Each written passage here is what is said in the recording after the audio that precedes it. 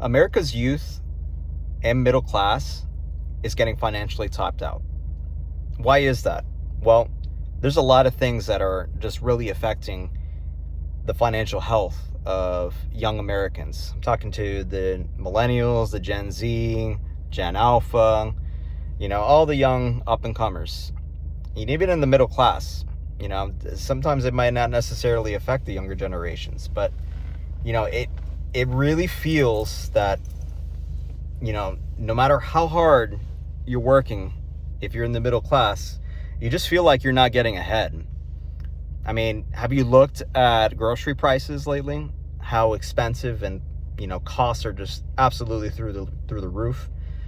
Let's not even get into health insurance. Health insurance, is just to pay for coverage is just, it's crippling. It's financial crippling. Not to mention, the little basic expenses, such as gas, all these little examples that I'm listing, this is what's really eating our finances on a day-to-day basis. But I want to go into something a little bit more specific, and that is the phenomenon of convenience spending. So I'm talking about the Uber Eats transactions, the DoorDash, these little simple day-to-day transactions that we kind of just overlook because we're just we don't have the wherewithal to be disciplined, cook at home, eat good nutritious meals. We opt for convenience spending because it just feels good. The fact that we're working so many hours and just it seems that we really don't get a break in the work life. It's easy to fall into these convenience spending traps.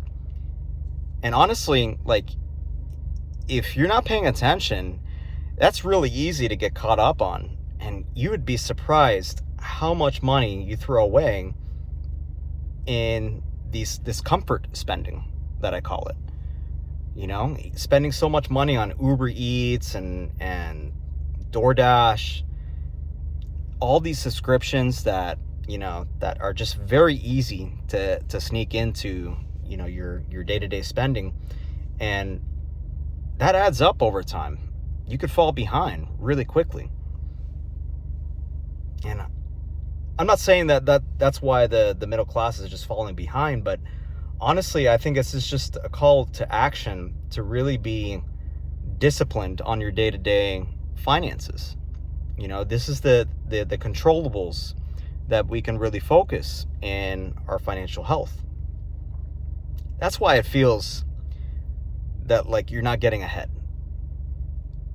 Because it's just so easy to fall into these little financial traps day in and day out. But it really takes discipline. It takes a lot of discipline to just focus on the financial transactions that you can control. Now, I'm what some consider a financial minimalist. I am militant when it comes to just being in control of what comes in and what comes out of my account. For instance, I really, really do not partake in any convenience spending whatsoever. It's easy to do the Starbucks runs, to get that caffeine fix in the morning. Me, I brew my own coffee at home. It's as simple as that.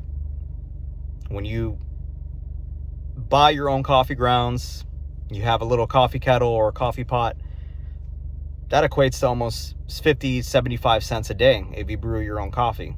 Versus if you walk into a coffee shop, the big name brands, for example, you're probably going to be spending $7 or $8 for a cup of coffee.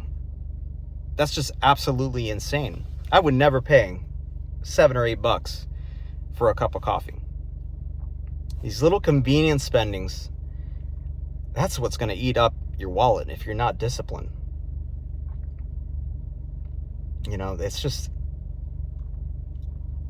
just a little example of why it feels like you're not getting ahead in life.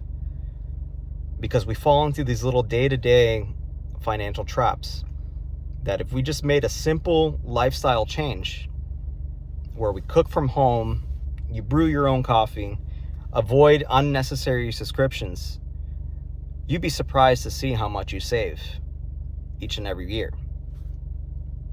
But that's my rant for today. Avoid convenience spending.